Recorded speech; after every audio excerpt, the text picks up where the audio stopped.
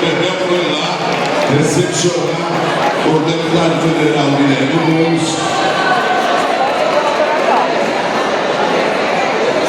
Assim como o nosso primeiro presidente também está recepcionando. Mas, finalmente, chegou. Meu querido.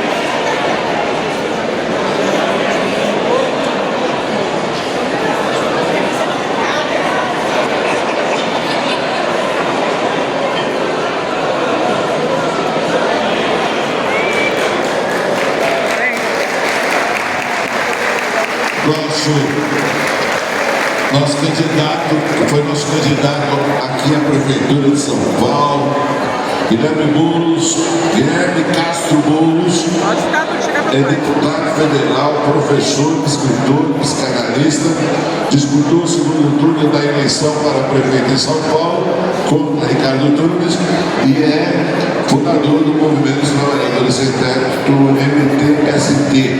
Então, sinta-se à vontade, 25 minutos, 30 minutos aí para você discorrer as suas impressões aí sobre a atual conjuntura. Obrigado. Obrigado, Lino. Bom dia a todas, a todos. Quero cumprimentar cada professora, cada professor que está nesse encontro aqui da PUESP.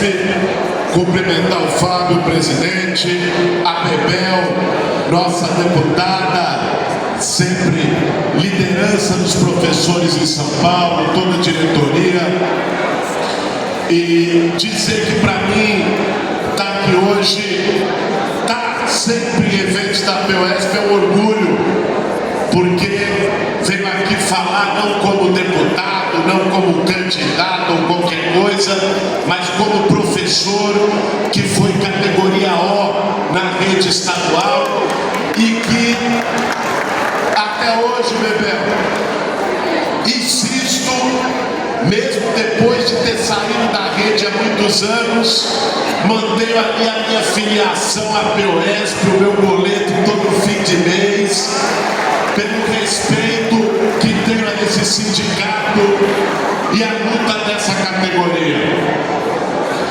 Aliás, como professor, nós que enfrentamos 28 anos de PSDB nesse estado, talvez a gente tenha acreditado na máxima do Tiririca, de que pior do que tá não ficava.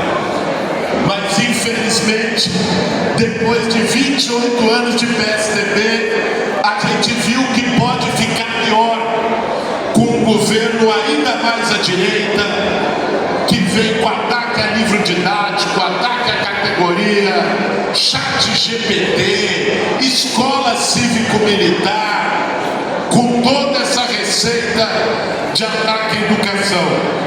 E por isso, a luta dos professores e professoras de São Paulo, nesse momento, ainda mais quando uma parte da elite brasileira quer alçar o governador do estado para ser candidato a presidente, a luta do professorado paulista é mais do que nunca decisiva e estratégica para o futuro do Brasil, não só para a categoria, para mostrar o que significa esse governo do Tarcísio aqui em São Paulo.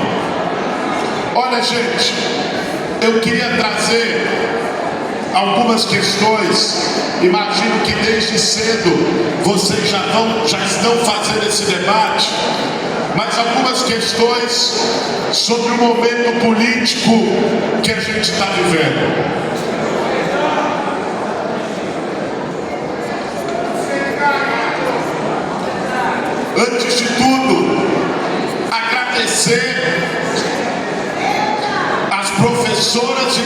assessores aqui da capital pelo empenho que tiveram na nossa campanha à Prefeitura de São Paulo, em que nós enfrentamos uma máquina muito forte, muito poderosa e que expressa as dificuldades e o momento que nós estamos vivendo no Brasil. Nós temos, por força da nossa luta, na presidência da República, o companheiro Lula. O Lula que derrotou o que nós tivemos de pior da experiência da extrema-direita com Bolsonaro no governo. Agora, nós ganhamos a eleição, mas nós sabemos que o bolsonarismo e a extrema-direita, que os ataques que vêm do outro lado seguem vivos e seguem fortes. Nós estamos vendo isso diariamente aqui no Brasil. Primeiro, com o cerco que a Faria Lima e o mercado financeiro estão fazendo ao governo do presidente Lula. Vocês viram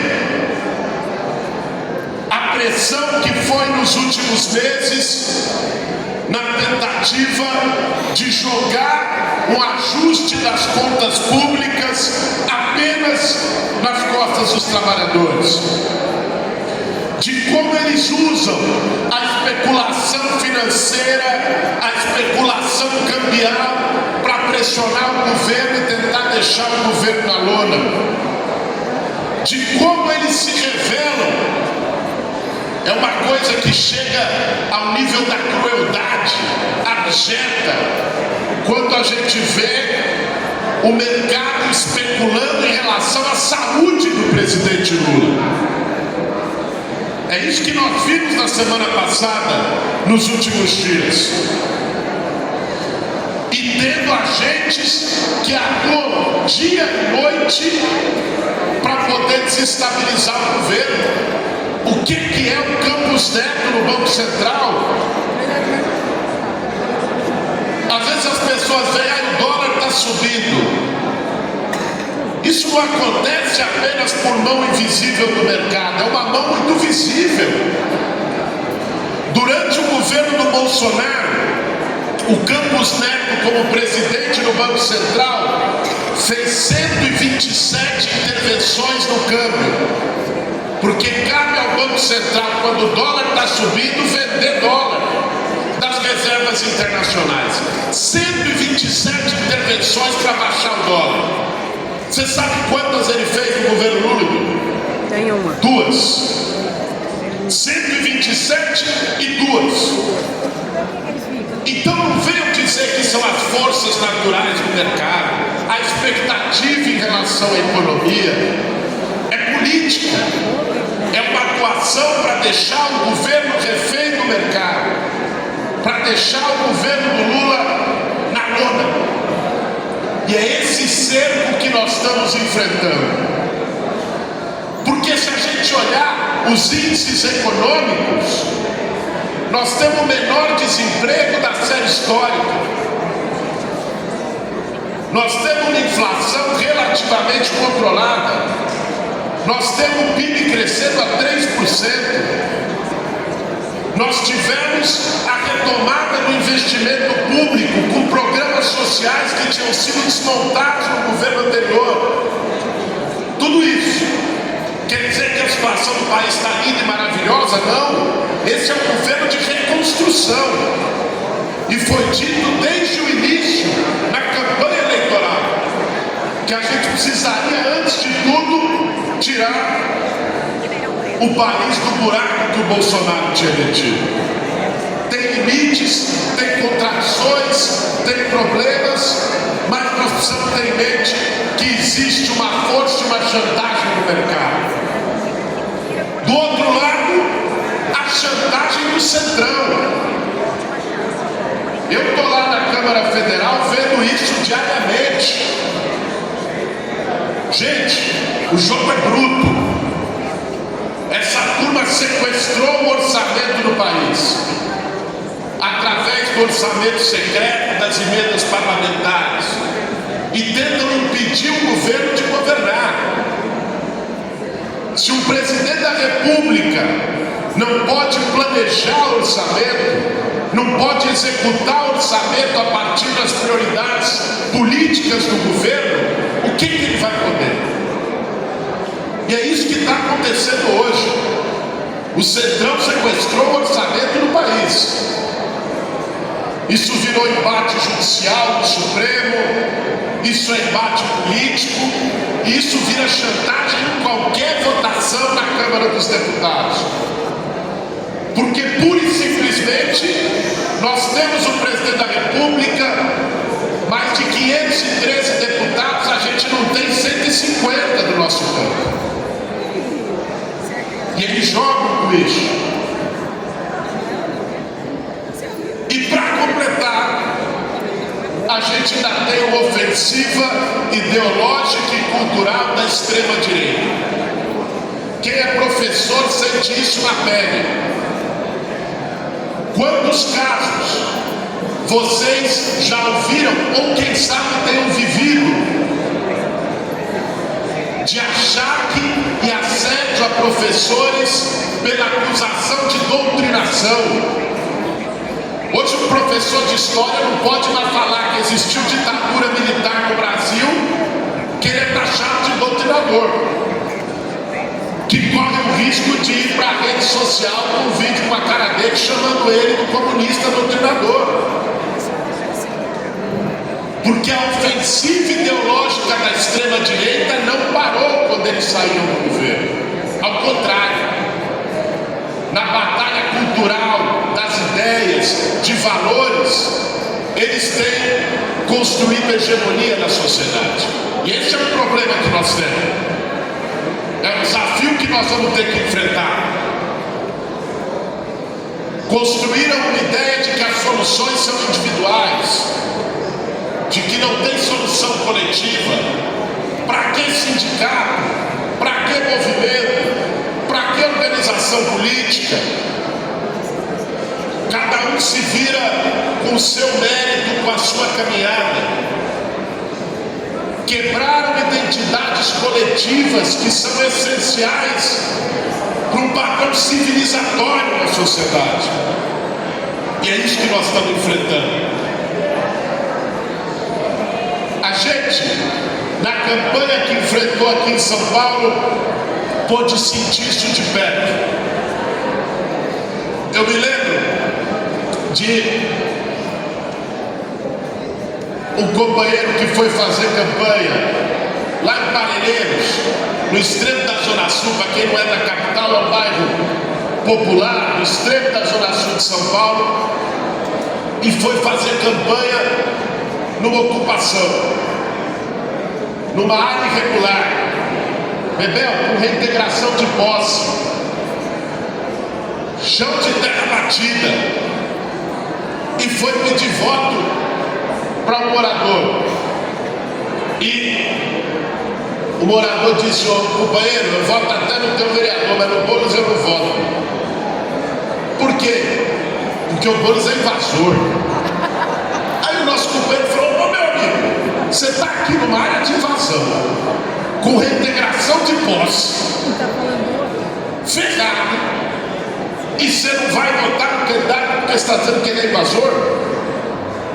Então vejam, olha que ponto a batalha ideológica, a guerra das ideias, o ataque contra a esquerda entrou na consciência do povo. Teve um outro caso. A gente no primeiro turno fez uma pesquisa qualitativa. Eu não sei se vocês sabem, pesquisa qualitativa, você junta um público numa sala para ver o que a turma está pensando. E a gente juntou eleitor do Ricardo Nunes e do Pablo Marçal, que eram da periferia, ganhavam menos de 2 salários mínimos, eleitores populares, porque a gente queria entender por que a gente estava com dificuldade de crescer no nosso povo. extremo da Zona Sul, extremo da Zona Leste, era manicure, era o cobrador, era o motoboy, motorista de Uber, e perguntou para essas pessoas no grupo qualitativo. Todas elas reconheciam que quem defendia os pobres era a gente. Não, quem defende os pobres é o Boulos, é a esquerda, é o Lula, esse é quem defende os pobres. Aí perguntava, mas então por que você não vota? Ele respondia, porque eu não sou pobre. Ai, meu Deus. Eu não, eu sou um empreendedor. Eu estou construindo meu caminho. Essa turma da esquerda defende o sem terra, o povo do Bolsa Família. Veja só como a disputa de consciência na sociedade está sendo feita a todo vapor pela extrema-direita. Isso chega na ponta, criando uma ideia individualista, criando uma ideia de que a pessoa não precisa do Estado, de que o Estado só existe para cobrar imposto, de que o professor e a escola só existe para doutrinar, e aí eles vêm com a ideia do homeschooling, de que quem tem que ensinar as crianças ou é o pastor ou é a família. Esse é o momento que nós estamos vivendo. E a gente precisa ter a consciência do problema para construir coletivamente as saídas e soluções desse problema. Então veja, a gente tem um momento desafiador, porque a presidência da República está com o nosso campo, mesmo sabendo de todos os limites, do cerco do mercado, do cerco do centrão, da dificuldade do governo conseguir botar em prática a agenda que foi eleita exatamente por esse cerco. E ao mesmo tempo uma ofensiva da extrema-direita. Daqui a 2 anos nós temos eleição, menos que isso, quase 1 ano e meio. Nós entramos numa campanha eleitoral presidencial.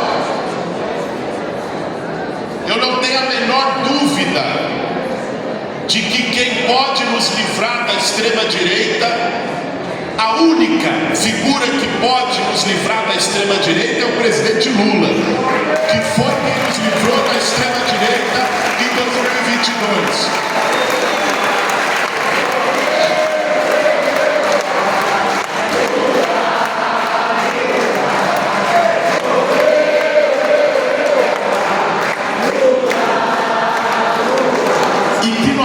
Precisar construir uma frente para reeleger o Lula em 26. Agora, não adianta apenas a gente depender da força da liderança e do carisma do Lula. Nós temos que fazer a nossa parte. Do ponto de vista da organização social na base, do ponto de vista da disputa ideológica de consciência do nosso povo, e do ponto de vista dos enfrentamentos nas lutas. E aqui eu quero encaminhar para a conclusão dizendo da responsabilidade, meu companheiro Zafalão, que esse sindicato que os professores e professoras de São Paulo têm. Vocês sabem quem nós vamos enfrentar em 2026? O Bolsonaro está inelegível. Eu acho que até lá vai estar preso. É Tarcísio. E nós temos que trabalhar para isso. Temos que trabalhar para isso. Esse papo de anistia não tem que ter nem começo de conversa. Nenhuma. Nem começo de conversa. Hoje o Braga Neto já foi. Né? Que o Bolsonaro seja o próximo. Agora, o fato do Bolsonaro estar inelegível e, se Deus quiser, ser preso, quer dizer que a extrema-direita vai chegar morta 26, não nos iludamos, gente. Eles estão construindo um projeto perigoso. E esse projeto se chama Projeto Tarcísio. Eles vendem a ideia do Tarcísio ser um bolsonarista moderado. Moderado? Um cara que chega depois da polícia militar atingir os maiores índices de letalidade e diz que eu não estou nem aí. É igual o Bolsonaro na Covid dizendo que não estava nem aí, quando tinha milhares morrendo por dia. Moderado é um escambau. Este projeto que vai se unir o campo da direita, o campo da Faria Lima, a maior parte do Centrão, tende a se unir em torno do projeto Tarcísio 26, que defende a mesma agenda que o Bolsonaro, mas que vai ser vendido como alguém mais civilizado, como alguém que sabe comer de garfo e faca, como alguém que não sai xingando os outros toda hora, a Deus dará. E isso torna ainda mais perigoso. Vocês estão vivenciando no dia a dia o que é o governo Tarcísio. É um governo anti-serviço público, é um governo anti-educação. Ou seja, este é um projeto que, ao que tudo indica hoje, nós vamos enfrentar daqui a 1 ano e meio em escala nacional. E é aí que eu acho que está a grande responsabilidade de nós, professores, de nós paulistas, e particularmente desse sindicato com a força e com a história de luta que tem, que é a gente fazer incansavelmente o enfrentamento ao Tarcísio daqui até 2026. Sem um momento de trégua. Mostrar para a sociedade quem é esse governo. Mostrar para o Brasil que de moderado ele não tem nada. Vocês sabem, quando foi feito pesquisa, acho que foi no começo desse ano, sobre o que mais desgastou o Tarcísio em um ano de governo, Ah, o cara é sanguinolento. não foi nem a proposta da privatização da Sabesp, essa tragédia que eles conseguiram passar. O que mais desgastou na cabeça da população Tarcísio foi o embate dos livros didáticos. Uau! E aí nós conseguimos vencer.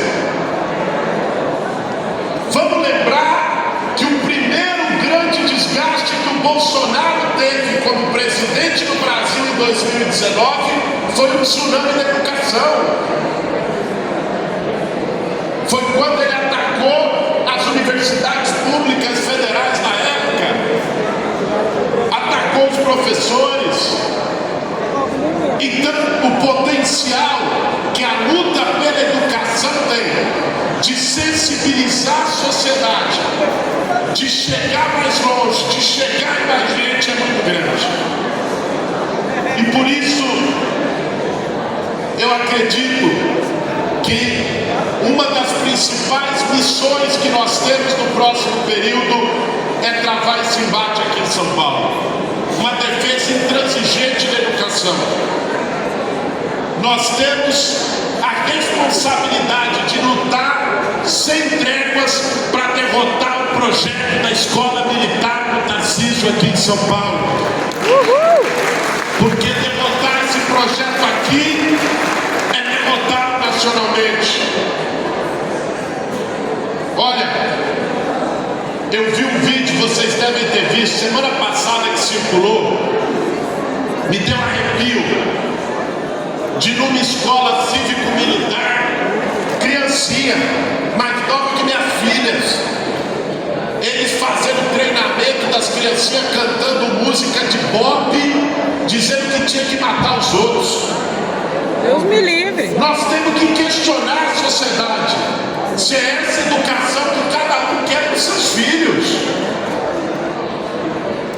Nós temos que dialogar com os pais, com as mães, mostrar o que significa esse projeto. Lugar de militar não é dentro da escola, é garantindo segurança pública e segurança cidadã, e com câmera corporal no peito. Na escola é lugar de professor, é lugar de educador, é lugar de quem quer formar as novas gerações para a vida. Esse embate da educação, que vocês são protagonistas, vai ser um embate decisivo não só para a categoria dos professores, não só para o estado de São Paulo, vai ser um embate decisivo para o Brasil, porque se a educação paulista derrota o projeto do Tarcísio, esse é um balde de água fria que nós vamos dar para a tentativa da direita e do mercado de colocar ele como candidato presidencial em 2026. Isso está nas nossas mãos. E nós não precisamos fazer nada diferente daquilo que nós sempre fizemos e que nós sempre acreditamos. Uma educação para a liberdade. Uma educação que olhe os alunos e as alunas como uma formação para o futuro e não só como uma engrenagemzinha que tem que entrar numa máquina. Uma educação inspirada no patrono da educação brasileira, o nosso mestre Paulo Freire. O que nós sempre fizemos, o que nós sempre defendemos. Esse é o desafio que nós temos hoje para poder derrotar Tarcísio em São Paulo e fortalecer um projeto popular e de esquerda no nosso país. Parabéns à PUESP pela organização, pela luta, pela persistência. Parabéns a todos e todas vocês que estão no dia a dia da sala de aula, no chão da sala de aula, porque ser professor hoje, mais do que nunca, é um ato de resistência. Estamos juntos e até a vitória.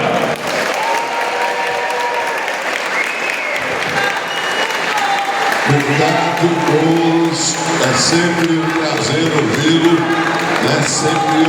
em nome da PUESP, da direção da PUESP, dos professores da PUESP, agradeço muito a sua contribuição, mais uma vez, para a nossa reflexão, para a nossa ação. Olha lá, o pessoal da frente do povo sem medo, aqui também tem as outras frentes, mas é isso, eu agradeço. Agora é o seguinte, como nós temos, você sabe, uma vida agitada aqui na PUESP, as correntes todas estão tendo que se pronunciar sobre o tema conjuntura. Nós fizemos uma parte, agora nós vamos dar continuidade. Você está convidado a ficar, mas é óbvio que a gente entende se você tiver que ir, então você fica à vontade, Você quer dar uma despedida aqui? Tá bom. Obrigado mesmo, Boulos. Precisamos fazer um samba lá, Vamos lá, é isso aí.